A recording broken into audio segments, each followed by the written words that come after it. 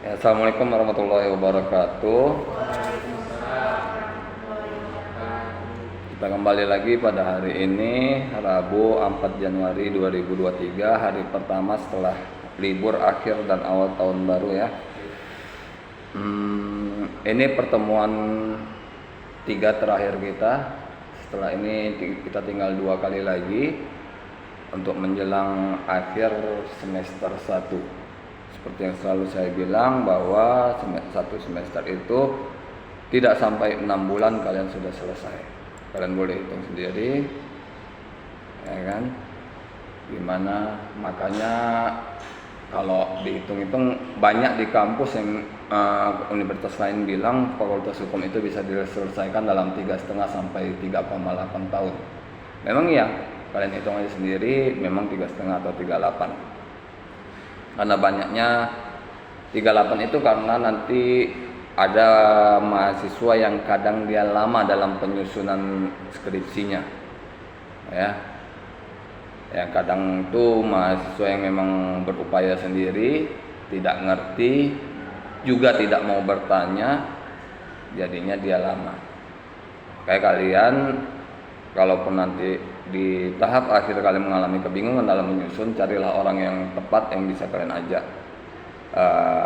diskusi ya. Jangan kalian usaha sendiri dengan melalui media internet, karena pasti kalian akan mengalami kebingungan ya. Tidak selamanya yang kalian lihat baca itu mudah, akan mudah kalian pahami juga.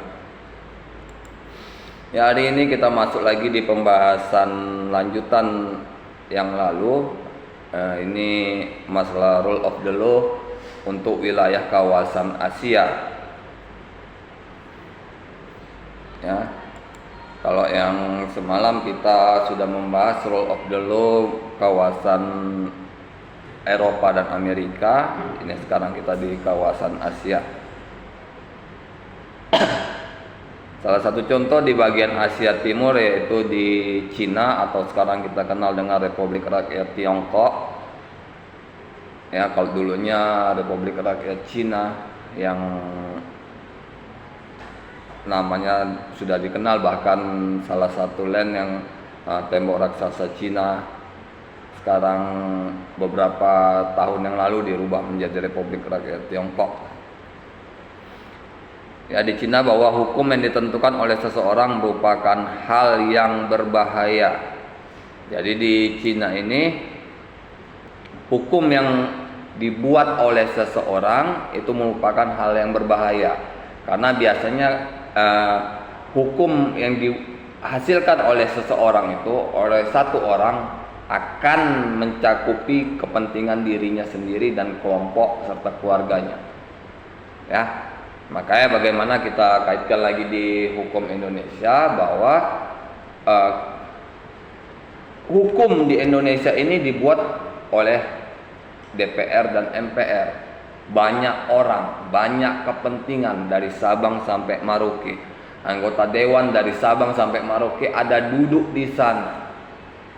Ya. Seharusnya anggota dewan yang duduk pun harus tahu kepentingan dari wilayahnya, dapilnya, ya, kotanya, provinsinya, apa kepentingan masyarakatnya, apa keinginan masyarakatnya, dia harus tahu. Ya, jika tidak maka akan banyak terjadi kesalahan dalam penerapan suatu peraturan perundang-undangan yang tidak sesuai di daerah-daerah. Balik lagi dari pengalaman terjadinya revolusi kebudayaan yang terjadi pada tahun 1966 sampai 1976 di Cina, ya, telah membuktikannya dalam catatan sejarah bahwa dengan kata lain rule by of law ini pemerintah yang melaksanakan menurut hukum dibandingkan pengaturan dalam kediktatoran merupakan sesuatu penting baik secara politik maupun sarana untuk menuju modernisasi. Jadi kalau yang pada zaman dahulunya bahwa Cina itu adalah sistem diktator, sistem dari semacam kerajaan, ya, yang sama saat ini seperti Korea Utara, selalu saya bilang Jadi apa hukum yang berlaku itu adalah hukum yang dibuat oleh seseorang. Itulah kalau di Korea Utara itu hukum yang dibuat oleh presidennya atau perdana menterinya. Ya, dialah yang menerapkan hukum, dialah hukum. Bahkan ada beberapa video pendek di YouTube yang pejabatnya korupsi, bahkan itu masih termasuk keluarganya, langsung dijatuhkan ke kolam buaya. Ya, nggak ada hukum di sana. Hukum ya presiden. Ya, nggak ada peradilan di sana. Makanya orang juga kadang agak takut untuk berlibur ke sana. Kalian kalau berlibur bisanya masuk bukan dari jalur udara, jalur darat dari kereta api. Kalian masuk dari Republik Rakyat Tiongkok, dari Korea Selatan, nanti pun di perbatasan kalian diperiksa. Ya, seperti saya bilang, nggak boleh bawa sesuatu yang berbahaya, senjata tajam maupun senjata berapi, nggak boleh bawa kitab suci dan sesuatu yang menuju pada tindakan-tindakan ekstrim.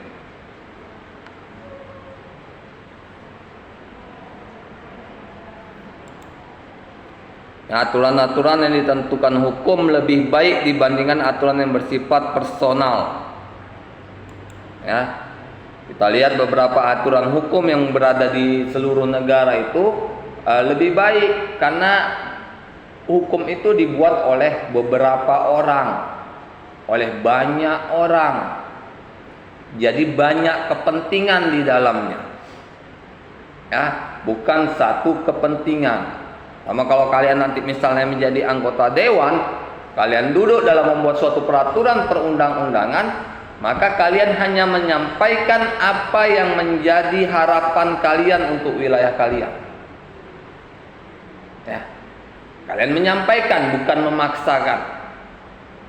Nanti oleh ketua dewan akan dirangkum, akan diringkas menjadi satu kesatuan dari beberapa wilayah, dari 33 provinsi, 34 provinsi menjadi satu aturan. Bisa bersifat nasional. Ya.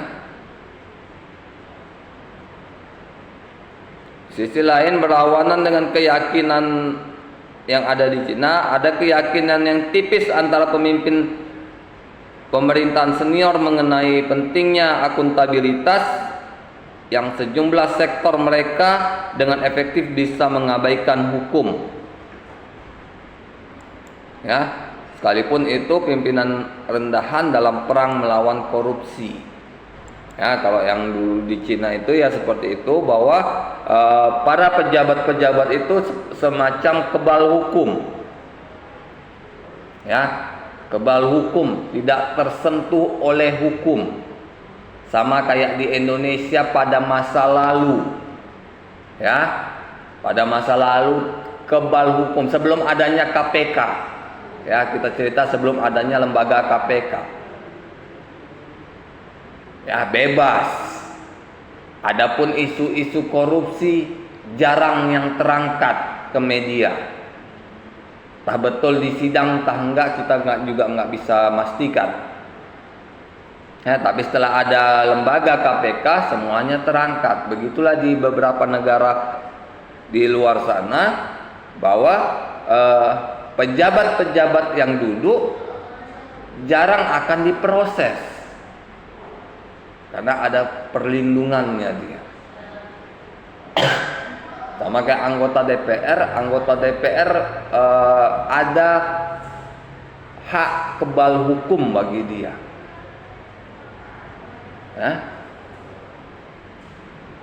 Jadi hak kebal hukum itu bahwa anggota DPR itu tidak bisa diperiksa dalam satu kasus tertentu yang belum pasti dia lakukan,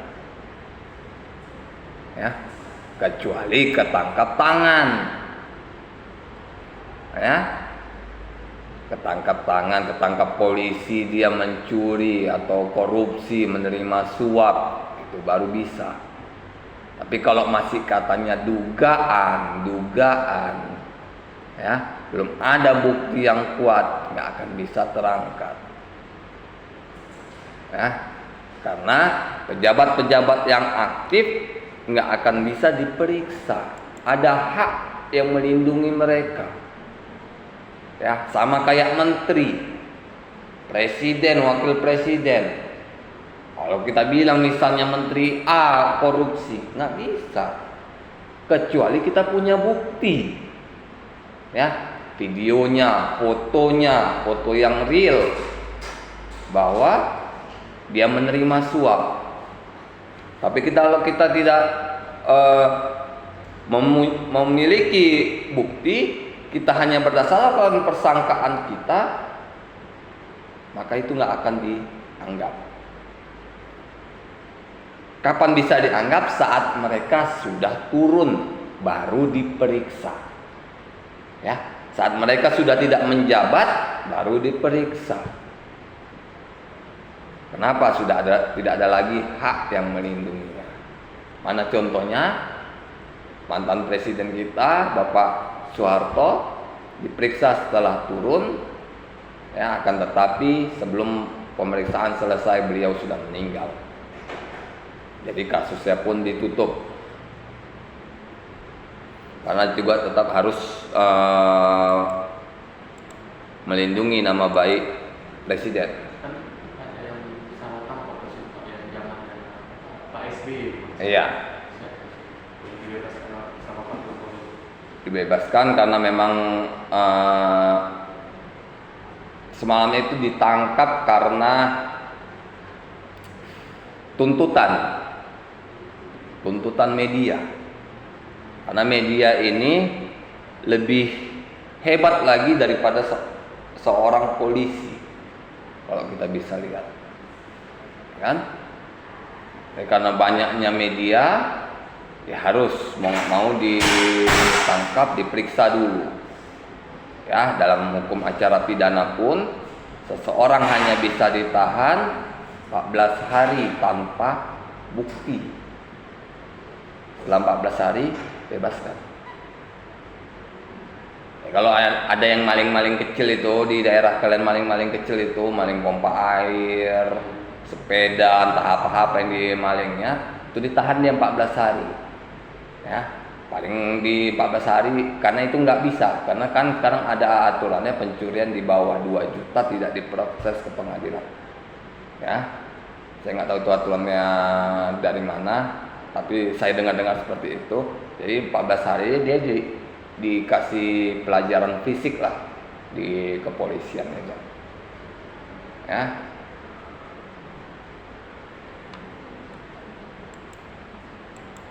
Dari sudut pandang instrumentalis, kenyataan yang bertentangan ini menunjukkan ada hubungan antara hukum dengan partai tunggal, dan pengaturan hukum merupakan sesuatu yang problematik. Ya. Jadi kenyataan bertentangan itu berkaitan dengan adanya partai tunggal. Ya. Jadi kalau di dalam suatu negara itu hanya ada satu partai, pasti akan banyak terjadi masalah. Nah, kayak di beberapa negara itu sistemnya multi partai. Kita di sini pun multi partai. Kalau nggak salah saya ada berapa nih? 14 atau 16 yang baru disahkan itu, saya lupa. Yang baru disahkan untuk pemilu yang akan datang. Ya. Banyak partai. Kenapa banyak partai? Supaya banyak masukan. Ya, banyak pendapat. Ya. Dari kalangan masyarakat mana saja bisa masuk.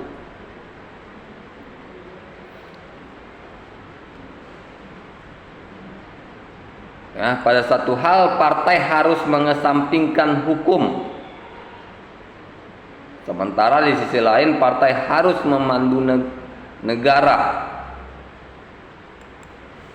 Nah, jadi tugas partai itu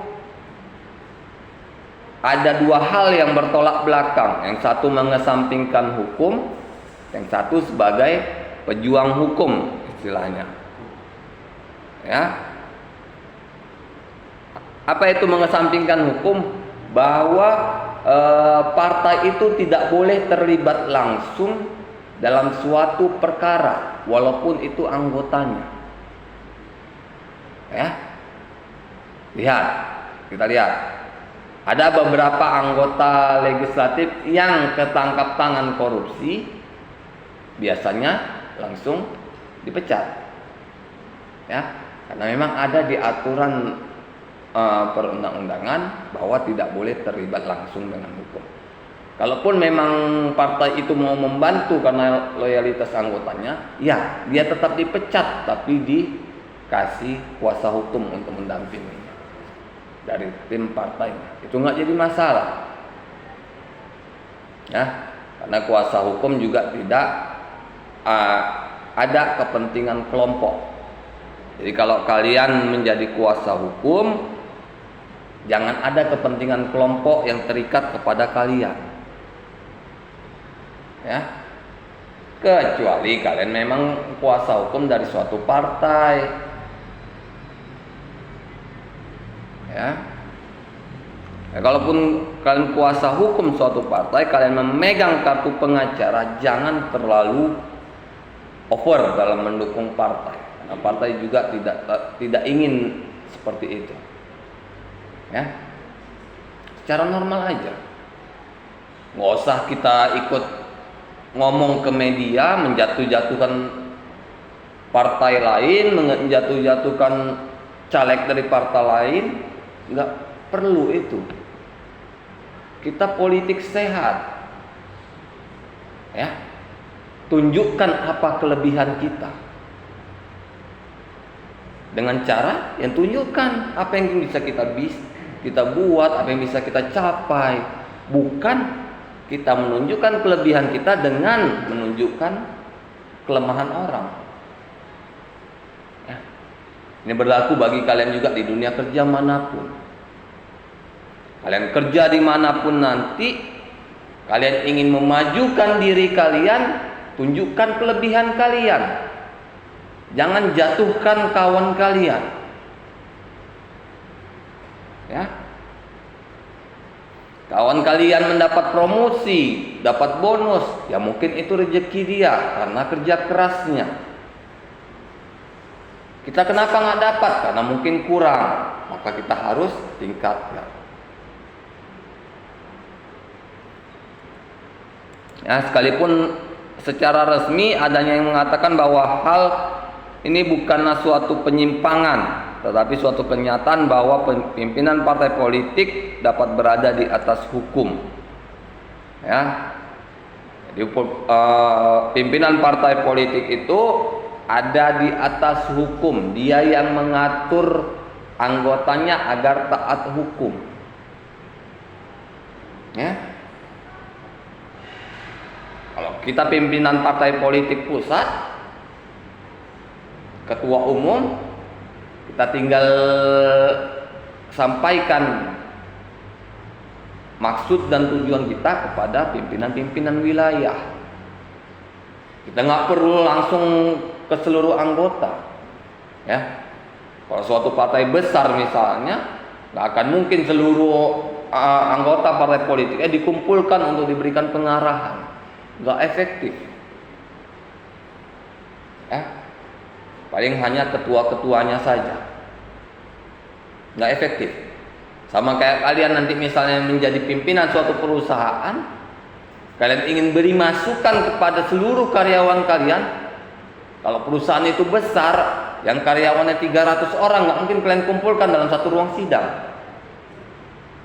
Ya, kalian panggil aja pimpinannya.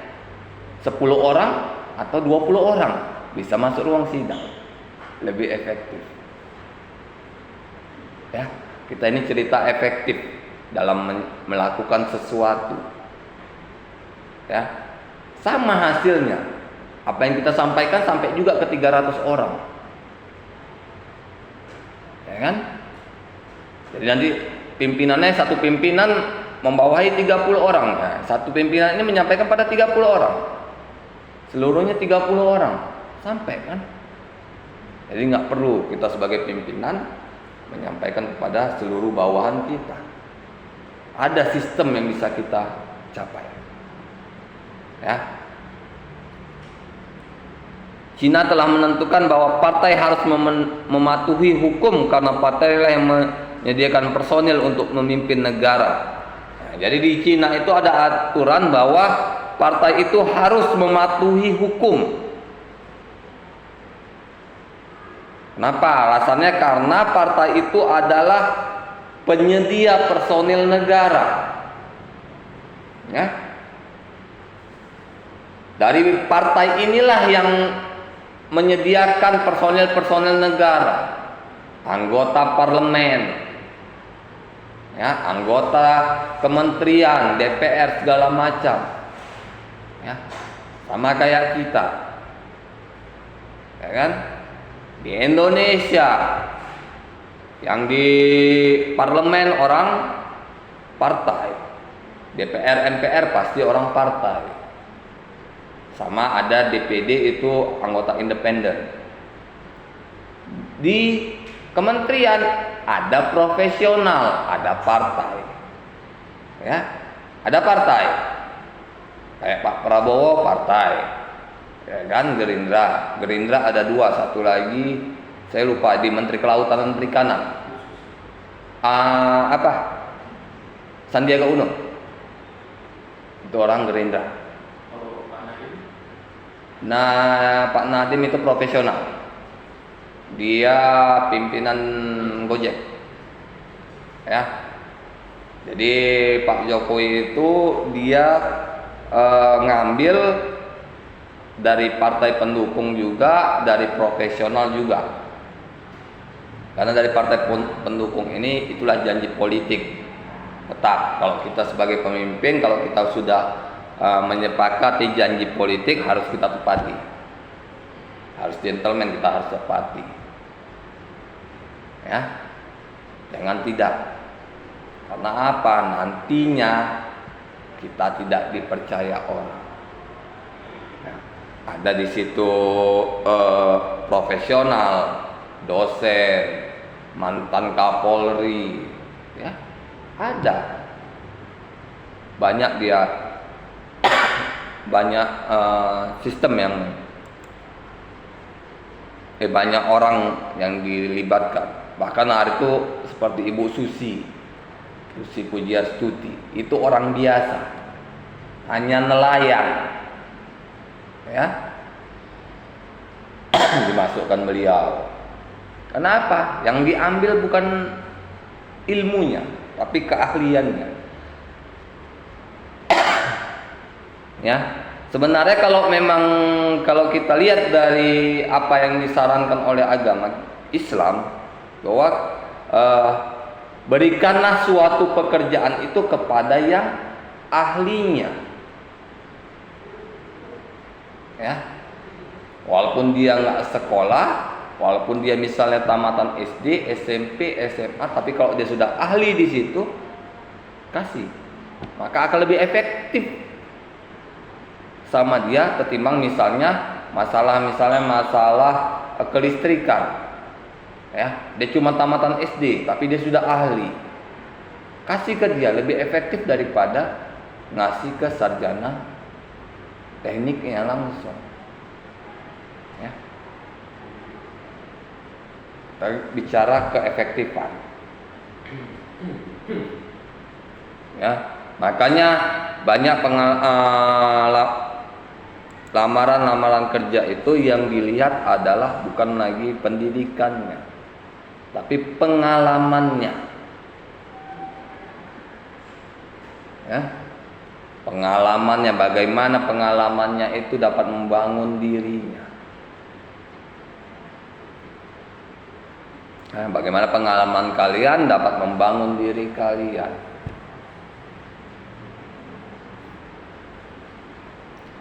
Di kawasan ASEAN berkembang suatu rule of the law yang bersifat tipis, di mana pemerintah mengedepankan positivisme untuk mewujudkan pertumbuhan ekonomi dengan menekankan aspek-aspek formal atau instrumental dari setiap sistem hukum. Ya, Jadi di kawasan ASEAN ini yang 10 negara ASEAN yang seperti kita tahu ini seperti juga di beberapa cabang olahraga bisa kita lihat ya. Jadi kalau di ASEAN ini rule of the law-nya bersifat tipis. Jadi di mana pemerintah itu mengedepankan positivisme untuk mewujudkan pertumbuhan ekonomi. Ya. Apa itu mengedepankan positivisme? Bahwa dalam menjalankan sesuatu itu harus melihat pada apa yang terjadi. Ya. Seperti di Indonesia, apa yang terjadi buat aturannya. Ya. Terorisme terjadi, keluar undang-undangnya. Banyak penghinaan di media sosial, keluar undang-undang ITE. Ya. Berdasarkan apa yang terjadi, yang bisa diberlakukan sekarang. Kalau kalian nanti duduk di anggota dewan misalnya, maka lihat apa yang dibutuhkan masyarakat, apa yang terjadi di masyarakat untuk dibuat peraturannya. Ya. Makanya kalau kalian jadi anggota dewan harus sering turun. Jangan hanya duduk di kantor. Nama kalian Dewan Perwakilan Rakyat. Kalau kalian hanya duduk di kantor, kalian nggak mewakili rakyat, kalian nggak tahu apa kepentingan rakyatnya.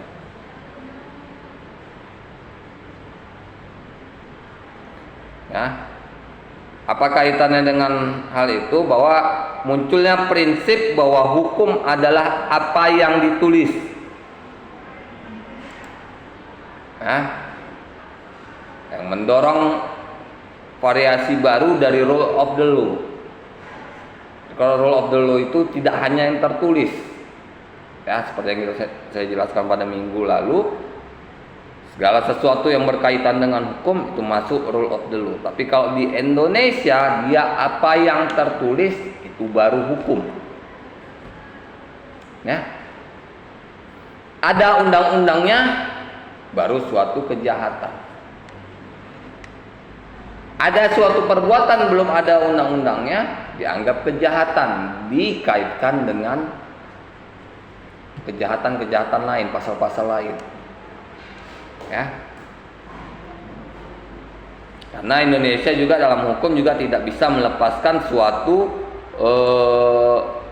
tersangka sampai dia benar-benar diadili bahwa dia bersalah atau tidak bersalah.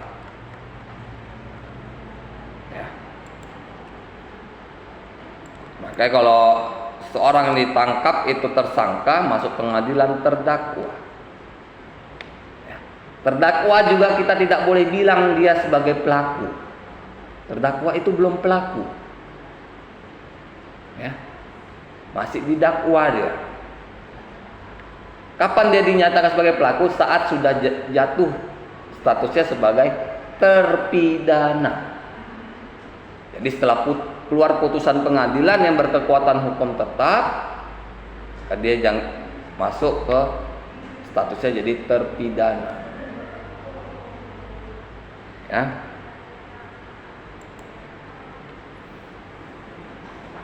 Yang terjadi di Laos, Vietnam dan Kamboja pada tahun 90-an menganut rule of the law yang tipis, bahwa partai-partai komunis yang berkuasa di negara itu berada di atas hukum dan dengan pemikiran merendahkan hukum.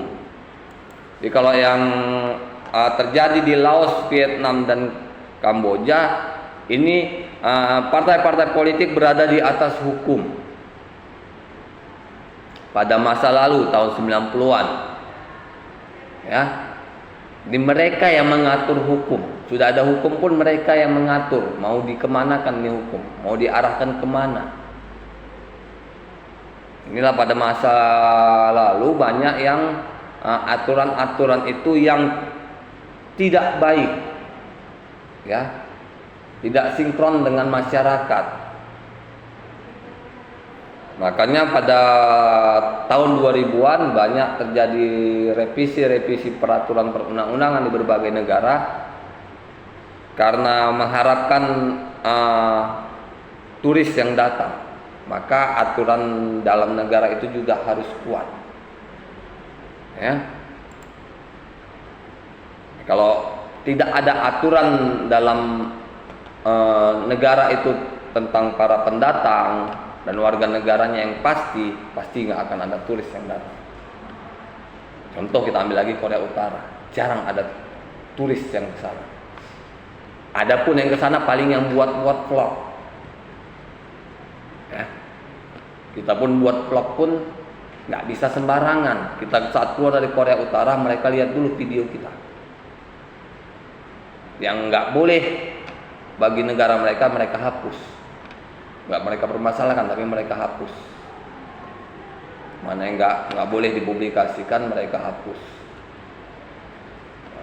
Maka ada satu vlog dari orang Eropa, dia pandai, dia buat vlog yang cukup bebas tanpa batasan di Korea Utara, tapi saat dia pulang naik kereta, memorinya micro SD-nya dia tukar dengan micro SD yang lain yang isinya memang vlog juga di Korea Utara tapi yang aman.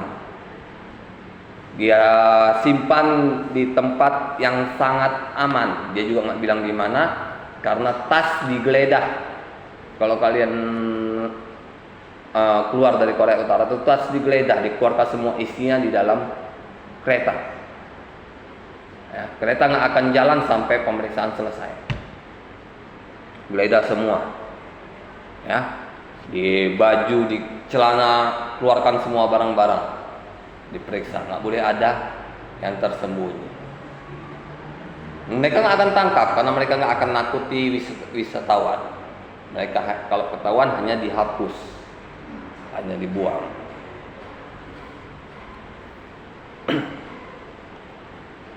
Secara oposisional, pakar lain mengajukan konsep rule of the law yang tebal yang mencakup cita-cita substansif serta hak asasi manusia dan tata pemerintahan yang baik. Ya. Jadi ada juga yang mengajukan rule of the law yang tebal yang lebih mengedepankan hukum. Karena apa? Karena banyak di negara-negara pada masa lalu yang lakukan pelanggaran HAM. Ya. Banyak pelanggaran HAM. Di Jerman kita kenal dengan Nazinya. Pelanggaran HAM terbesar.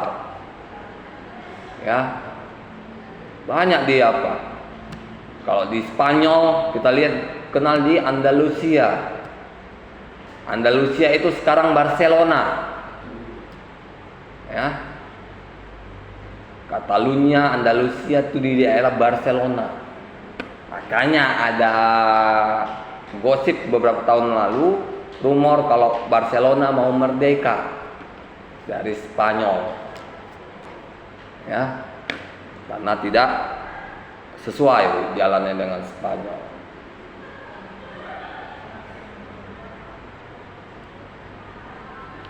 Perlindungan terhadap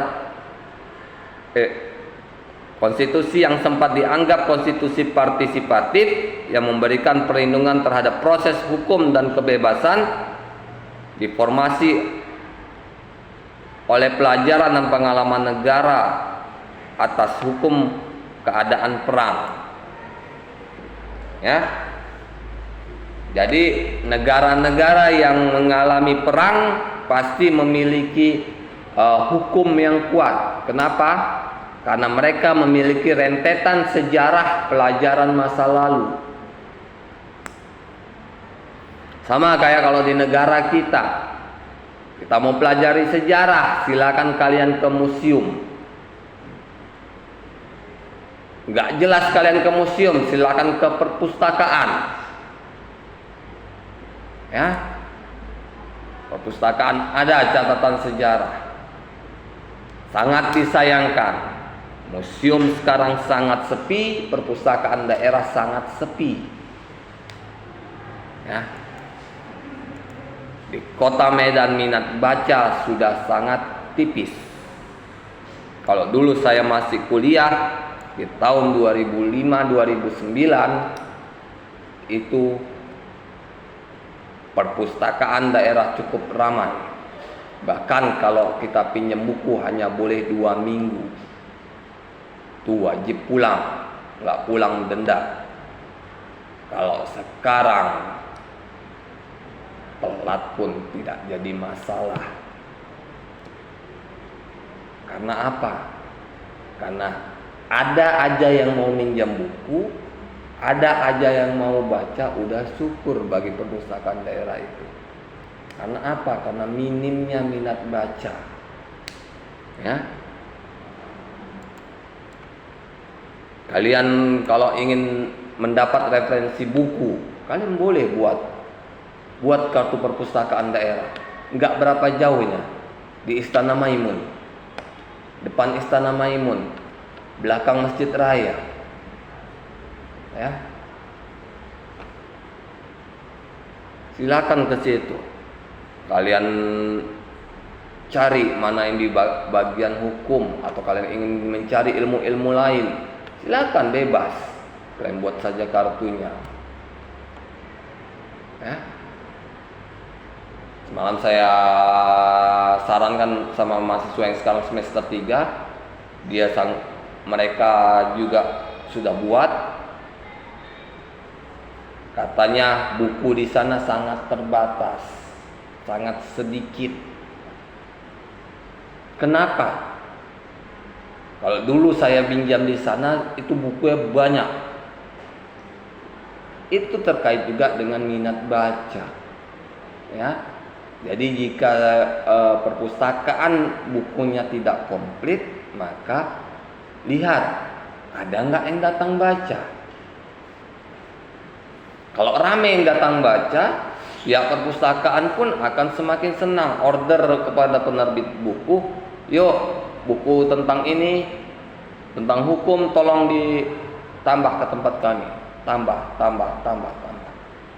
Tapi kalau nggak ada baca, nggak ada yang baca, buat apa mereka tambah? Ya, yang ada bukunya berabu, nggak disentuh. Kalau untuk usia-usia kalian ini, usia-usia pelajar, mahasiswa, banyak baca.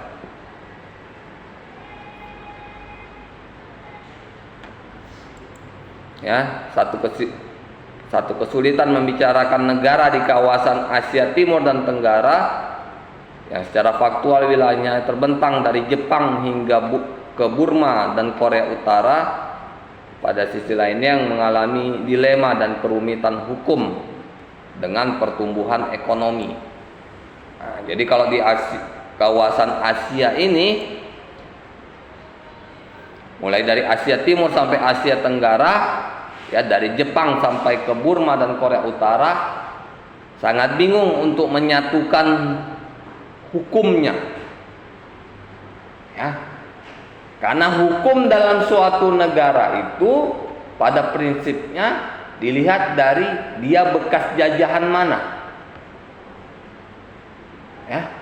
Kalau kayak Ukraina itu Pak udah pernah dijajah sebelumnya belum? Kalau Ukraina itu baru. Kalau dulu perjalanan Ukraina itu panjang. Dulu Uni Soviet ya pecah. Dulu ada Piala Dunia Uni Soviet pun ada pecah. Dia sekarang di bawah, sebenarnya mereka juga sebuah negara yang merdeka tapi masih di bawah Rusia. Ya. Makanya kalau kenapa Ukraina jadi seperti sekarang ini, kalau ada terjadi sesuatu ketidakadilan, masyarakat akan ngadu ke Rusia. Ya, yang terjadi di Ukraina yang saya dapat infonya itu bahwa tidak ada kebebasan bagi kaum muslim yang ingin beribadah di sana. Karena Ukraina adalah bawahan dari Israel, Yahudi. Presidennya itu Yahudi. Ya. Yahudi itu agama. Ya. Kalau di Eropa itu Yahudi itu agama. India itu bukan negara. India itu agama. Hindustan, Hindu itu padanan katanya. India itu berasal dari kata Hindia, Hindustan, Hindu. Ya. Jadi banyaknya negara yang dari wilayah Asia Timur dan Tenggara ini yang jajahannya pun berbeda-beda, hukumnya juga berbeda-beda. Yang kita ambil contoh aja yang dekat, Indonesia dengan hukum Belanda, Malaysia dengan hukum Inggris. Bahkan masih sampai sekarang seperti pernah saya bilang juga bahwa Malaysia itu masuk ke wilayah persemakmuran Inggris. Ya. Jadi seperti Brunei juga kalau nggak salah Inggris. Ya. Banyak lagi beberapa negara, Singapura Inggris, Australia pun Inggris, seperti itu. Makanya agak susah untuk menyatukan hukumnya. Ya.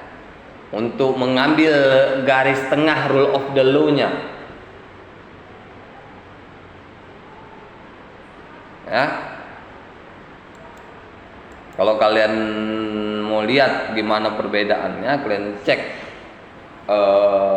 aturan Inggris, KUHP Inggris, KUHP Belanda.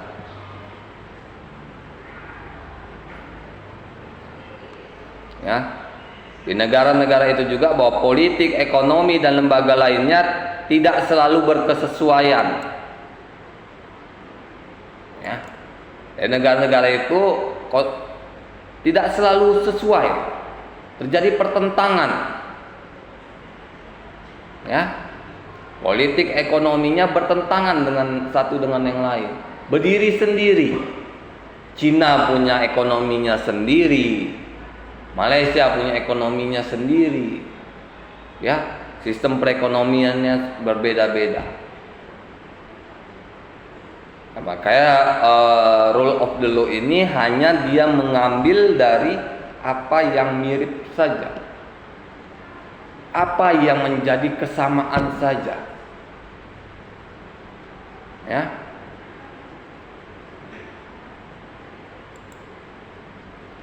Contoh Singapura pada sisi lain bersih dari korupsi, mempunyai birokrasi yang efisien dan modern, standar hidup yang tinggi,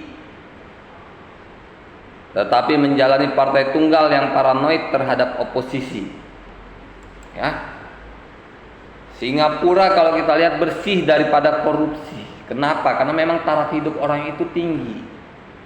Ya. Seperti di Cina, di Jepang, itu gaji itu tinggi.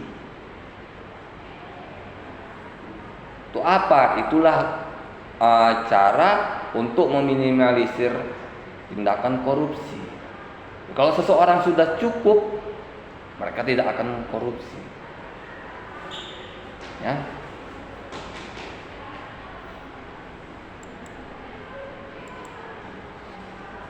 Makanya kalau kita lihat seperti berita-berita yang sepak bola ya, yang gaji-gaji pemain sepak bola itu yang tinggi-tinggi sampai miliaran per pekan ya. Ya memang iya. Itulah kenapa dikasih seperti itu, agar mereka fokus berlatih dan bermain bola aja, nggak memikirkan uang masuk lain. Ya. Memang seperti itu. Kalau di negara-negara maju dan berkembang, ya, misalnya si A keahliannya sebagai teknik komputer, maka dia akan digaji tinggi di bidang teknik komputer agar dia nggak mencoba usaha-usaha lain. Oh, mungkin di sana penghasilanku lebih tinggi, ya kan? Kalau dia udah digaji di sini, mapan, udah enak hidupnya, nggak akan mungkin dia cari tempat yang lain. Saya pernah cerita sama atlet pemain one fight kelas ringan. Kebetulan kawan juga, dia pernah cerita juga, bilangnya dia enak katanya karena udah tersemprong di situ juga, badan udah hancur-hancur kan. Bilangnya udahlah main aja. Memang susah di Indonesia ini. Iya. Dia sikit baru tuh beda sama luar negeri. Kalau UFC itu kan satu malam tuh Pak, bisa menghasilkan miliaran bahkan. Iya. Kayak kadang Nggak usah bilang UFC yang masih baru. Kita lihat atlet kita tinju. Mereka baru dapat bayaran kalau sudah ada olimpiade, itu sudah ada turnamen. itu kata Bang Dipit Bang. Jangan kami ini sih disiksa dulu. Iya. Dari KONI, baru tuh dari workout, baru tuh dari segala-segala kayak PON, baru harus ke PON ke Asian Games, baru ke SEA Games, baru gitu. Iya, kadang mereka harus keluar uang, ya, untuk latihan misalnya di KONI misalnya, latihan di Porkot,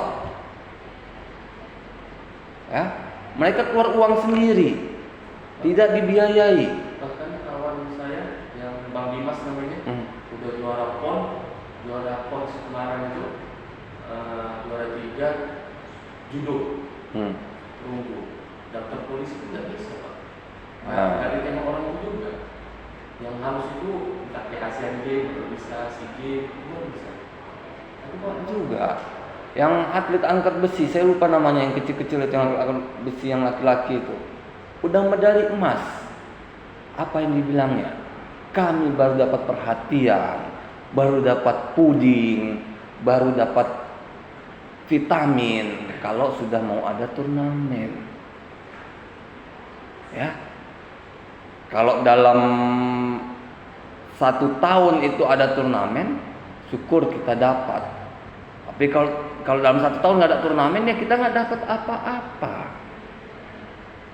Ya, jadi bukan enak jadi atlet. Makanya banyak yang atlet-atlet kita yang memang mampu main di luar, ya. Seperti misalnya kalau kayak pemain bola itu si Egy main di Cekoslovakia, Elkan Bagot main di Inggris, karena memang ada jaminan di sana. kok di sana dilihat bakat ya Pak. Iya, bahkan duduk di bangku cadangan aja dibayar. Kayak jangan heran kalau anak luar dari sana umur masih 18 tahun dengan duit miliaran. Iya. Ya. Kalian lihat tim-tim besar itu, kipernya 3 atau 4, tapi yang main cuma 1. Kenapa kipernya mau bertahan di situ? Karena memang dia digaji. Mereka dihargai walaupun mereka nggak main. Nah, coba di tempat kita, mungkin digaji tapi lebih kecil. Ya, Sekarang di Indonesia aja mantan-mantan atlet yang kayak juara emas bulu tangkis, juara renang bulu tangkis sekarang jadi tukang beca. iya, medali mereka jual, piala mereka jual. Banyak cerita sedih, saya sudah banyak ngelihat di YouTube juga. Banyak memang cerita-cerita sedih seputar atlet itu. Ya, mereka harus keliling menjual medalinya, medali asli emas dari Olimpiade. Ya, kayak misalnya mau masuk bulu tangkis misalnya, kalian dikasih itu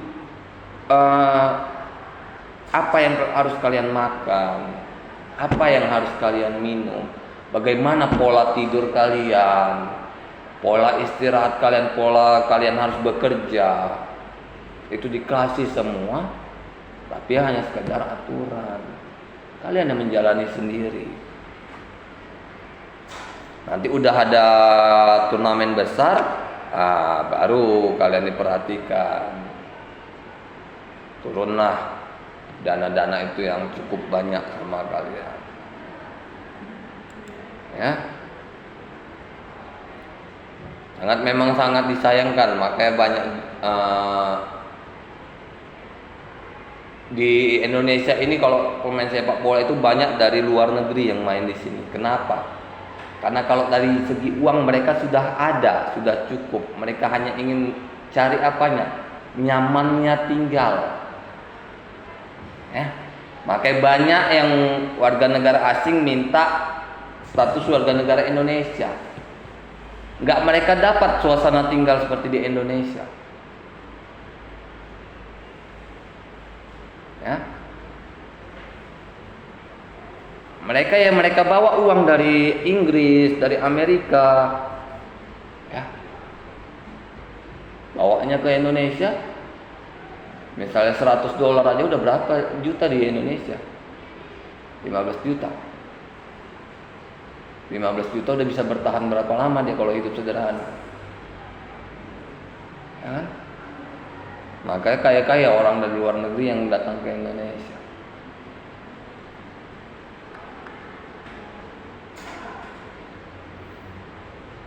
Ya, Taiwan juga menjadi negara pertama yang menerapkan demokrasi modern dan mampu mengadopsi dengan kultur Cina. Bagaimana juga dengan di Korea Selatan.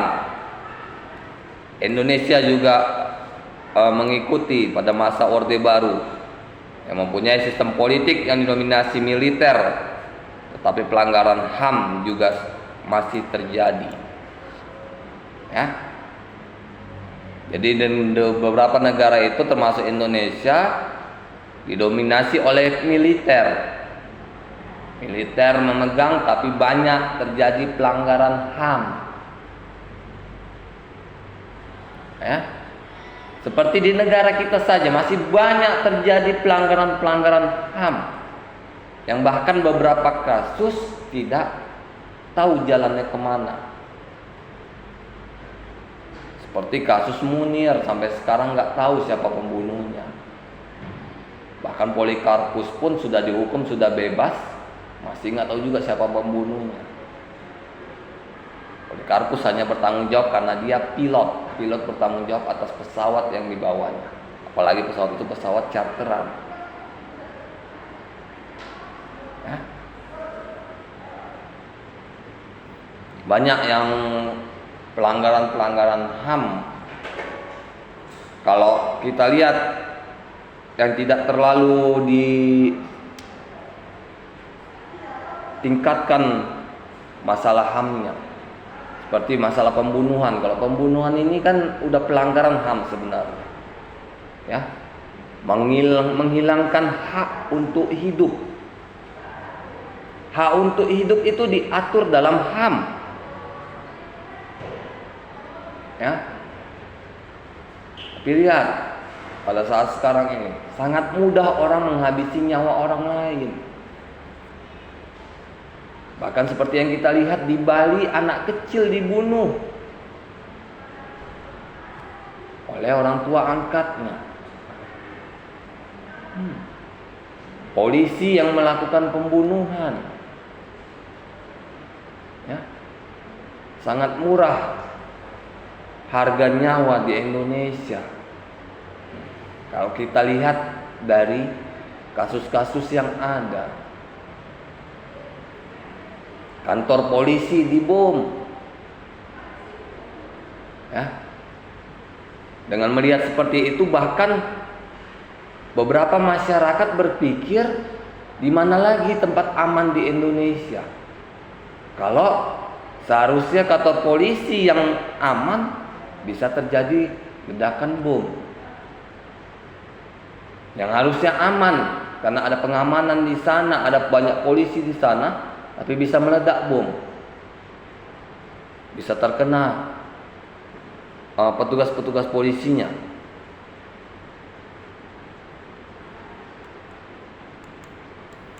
Ya. Jadi dari sisi kelahiran rule of the law ini membutuhkan dukungan baik dari taraf gagasan maupun prakteknya. Jadi rule of the law ini hanya wacana yang dimajukan oleh seseorang, tapi juga harus ada dukungan dari negara-negara lain bahwa menerapkan rule of the law ini di negara mereka. Ya. Kalau rule of the law ini tidak diterapkan di dalam negara mereka, maka rule of the law ini tidak berlaku, tidak pernah ada. Ya. Tetap harus ada negara-negara yang menerapkannya. Seperti apa mereka menerapkannya terserah. Yang penting ada batasan-batasan dari rule of the law ini dalam pengaturan hukum di beberapa negara. Kalaupun dia gimana negara itu menerapkannya, asal tidak bertentangan dengan aturannya, itu bisa. Karena banyak konvensi-konvensi internasional seperti perlindungan HAM, perlindungan anak yang juga kita mengambil dari konvensi internasional. Perlindungan haki, karena kalau perlindungan haki itu kita melakukan pengajuan perlindungan haki itu harus bersifat internasional, bukan nasional. Ya, kalian mengajukan merek, kalian ajukan pendaftaran merek, maka pendaftaran merek kalian itu akan diumumkan di situs haki nasional dan internasional. Jika ada yang mengaku saya sudah mendaftarkan sebelumnya, maka kalian punya akan ditolak. Begitu juga desain logo, hak ciptanya. Ya. Lalu bagaimana garis besar rule of the law ini tetap berlaku bagi seluruh negara. Dan juga di sini rule of the law telah digunakan sebagai tameng oleh negara-negara berkembang yang ingin mengurangi atau meniadakan pentingnya hak-hak individu dengan memberikan legitimasi kepada ajaran-ajaran komunitarian tertentu. Ya. Jadi di sini rule of the law jadikan tameng dalam meniadakan akan pentingnya hak-hak individu. Ya. Lihat di sini di Indonesia, nggak ada lagi yang heboh kita dengan kalau tidak sekolah, ya kan? Banyak anak-anak yang tidak sekolah. Kalau dulu kan masih heboh, maka diberikan gratis belajar 9 tahun. Sekarang gratis belajar 9 tahun masih ada juga anak yang nggak sekolah. Ya. Harusnya manfaatkan. Nggak ada cerita orang-orang miskin, orang-orang nggak mampu, nggak sekolah anaknya. Ya. Maka ajaran ini dipelopori oleh Indonesia, Malaysia, Singapura melalui deklarasi Bangkok, mengemukakan bahwa nilai-nilai Asia yang dimiliki oleh kawasan itu bertentangan nilai-nilai Barat yang didasarkan pada individu. Ya, kalau nilai-nilai Barat, hak-hak individu itu lebih didahulukan, lebih dimajukan, lebih diutamakan. Ya, lebih dihargai kalian. Ya, kalian mau contoh, kalian jalan-jalan ke luar negeri, kalian dihargai nanti. Saat kalian sampai bandara di negara tujuan, kalian bahkan kalian memanggil taksi pun disarankannya langsung ke kedutaan besar terlebih dahulu. Ya, Kita ingin ke hotel, misalnya saya ingin nginap di hotel ini. Oh Pak, oke, saya antar ke hotel ini, tapi saya antar dulu ke duta besar Bapak. Ingat, kalau kita masuk ke negara orang, kita harus jumpai dulu duta besar kita. Kita harus lapor. Kenapa? Karena kalau terjadi sesuatu hal, kalau duta besar kita nggak tahu keberadaan kita, maka nggak akan ada yang menangani kita. Ya. Misalnya, maaf kata, si A jalan-jalan ke luar negeri, nggak melapor, dia terjadi kecelakaan. Polisi periksa data-datanya, dapat paspornya Indonesia, dihubungi duta besarnya, nggak ada nama ini masuk dalam daftar kunjungan kami, kan? Mau jadi apa? Tetap diurus, tapi diurus dulu, disesuaikan dulu dengan di Indonesia, dengan berdasarkan keberangkatannya di Indonesia, tetap. Makanya kalau kita di sini, saya bilang, walaupun aturan atau hukum berbeda-beda di setiap negara, tapi pada prinsipnya sama. Ya. Kalau kita nggak mau bermasalah di negara orang saat berwisata, maka patuhi aja hukum yang ada di negara kita.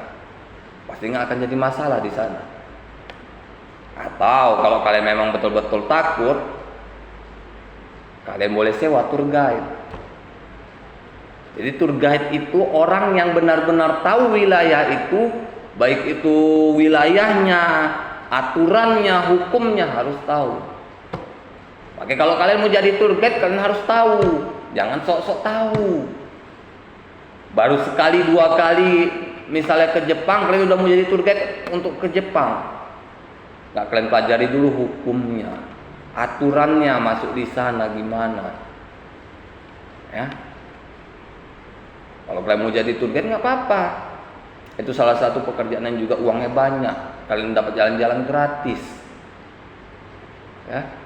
Jalan-jalan gratis, uang dikasih uang lagi, dikasih uang saku, dikasih uang makan, dikasih gaji, dikasih honor kalian. Ya. Sangat menjanjikan, tapi kalian memang harus betul-betul tahu. Minimal kalian harus sudah tinggal di negara itu 5 tahun. Dengan 5 tahun itu pasti kalian sudah keliling-keliling ke 70% wilayah negara itu. Ya. Walaupun nanti ada tour guide yang ke wilayah yang kita tidak tahu, kita tinggal cari tahu di internet, kita sudah bisa memahaminya. Karena 70% itu kita sudah mengetahuinya, pasti yang sisa 30% itu aturannya nggak jauh berbeda daripada yang 70%. Pahami aturan yang ada, kemanapun kalian, apapun pekerjaan kalian nantinya setelah tamat dari sini, jalani sesuai aturan. Oke, inilah pertemuan kita hari ini, akhir dari Rule of the Law. Lebih dan kurang saya mohon maaf. Billahi taufik wal hidayah. Assalamualaikum warahmatullahi wabarakatuh.